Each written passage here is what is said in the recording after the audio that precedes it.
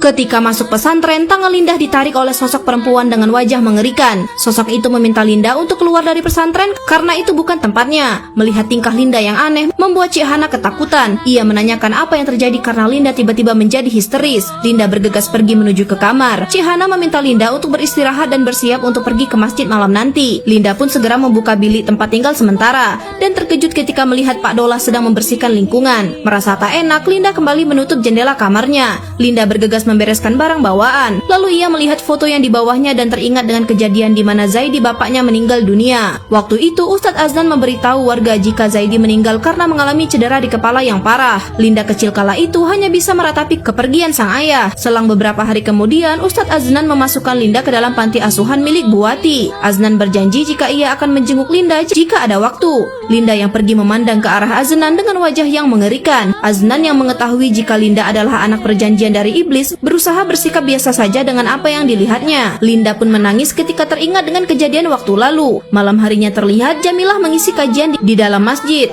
Materi malam itu adalah membahas tentang permasalahan jin dan setan. Linda menyimak dengan serius kajian itu hingga suara tawa dari iblis mulai terdengar. Suara-suara mengerikan itu hanya didengar oleh Linda. Seorang ustazah Jamilah berubah menjadi iblis mengerikan. Sosok itu seolah memperingatkan Linda jika perjanjian yang dulu disepakati sudah tiba. Sosok itu ingin merebut Linda sesuai dengan perjanjian yang dilakukan oleh ibunya. Linda bergegas pergi keluar, membuat Jamilah kebingungan melihatnya. Gadis itu terus berteriak histeris di luar bilik memberitahu jika Linda adalah miliknya. Linda berlari ketakutan di mana ada sosok yang mengamati gerak-geriknya. Gadis itu bergegas kembali masuk ke dalam kamar. Tak berselang lama setelah kajian selesai, Linda keluar dari kamarnya untuk mencuci tangan. Terdengar suara teriakan dari temannya di kejauhan. Beberapa santri berlari membuat Linda kebingungan. Ia bertanya apa yang terjadi. Ternyata ada seorang santri yang tengah kerasukan setan. Gadis yang bernama Emma kerasukan bertingkah sangat tak wajar. Ustazah Jamilah berusaha membacakan doa hingga Emma ketakutan. Melihat Linda ada di sana, sosok yang merasuki Emma ketakutan dan meminta ampun. Tiba-tiba Emma lari masuk ke dalam sungai. Santri lari bergegas menolong Emma. Yang untungnya gadis itu bisa selamat.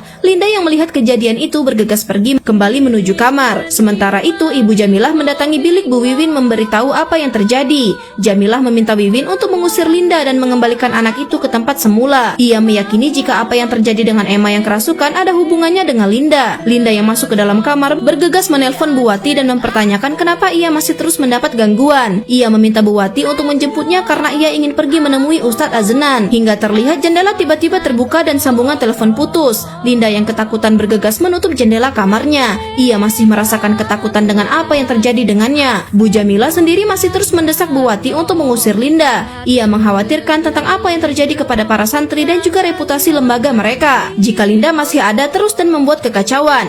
Bu Wiwin yang mendengar hal itu mengingatkan Jamilah tentang tujuan mereka mendirikan pusat tahfiz Quran, yaitu untuk membantu anak muda mendekatkan diri kepada Allah. Jamilah masih terus mengelak. Ia meminta Bu Wiwin untuk membawa Linda pergi berobat dan bisa kembali ke pondok. Setelah semua yang ada dalam diri Linda dibersihkan, Bu Wiwin menenangkan Jamilah dan memintanya untuk kembali ke kamar. Hingga esok harinya terlihat mereka akan membicarakan apa solusi terbaik untuk Linda. Bu Wiwin yang masuk ke dalam kamar memandangi fotonya bersama Linda. Ia menjadi teringat kejadian di mana Linda kecil dulu bertingkah aneh di bawah pohonan rindang. Ia datang dan mencoba menenangkan anak kecil itu. Linda kecil melompat dan menyerang Aznan dengan sekuat tenaga. Ia menenangkan Linda dan ia berjanji jika dirinya tak akan membiarkan Linda sendirian. Ustadz Aznan pun mulai kewalahan menghadapi anak perjanjian setan itu. Bu Wiwin yang tersadar dari lamunan terkejut dan tak menyangka jika makhluk itu akan kembali lagi. Sementara itu terlihat Linda berlari pergi ke kamarnya. Ia berniat kabur dari pesantren agar tidak melukai siapapun juga. Kaburnya Linda dari pesantren itu diperhatikan oleh Pak Dulos, sang tukang kebun. Linda yang terus berlari mendengar suara orang yang sedang mengaji. Pemuda bernama Ustadz Toha itu mengetahui keberadaan Linda yang mengamatinya. Ketika Linda hendak masuk ke dalam rumah, sosok mengerikan seolah melarangnya. Dengan muncul cuaca yang tiba-tiba tak menentu, Linda memutuskan untuk pergi di tengah derasnya hujan. Suara-suara mengerikan itu terus terdengar membuat Linda semakin lelah, hingga hal itu membuat Linda pingsan seketika. Tak berselang lama, Linda terbangun di sebuah kamar. Pintu tiba-tiba terbuka di mana ia mendengar suara tangisan bayi. Samar-samar Linda melihat pergerakan bayi yang melangkah kian kemari. Ternyata sosok bayi mengerikan datang mendekati Linda. Wah, gimana kelanjutannya? Tetap di akun Siti Rahma VV hanya di Snack Video.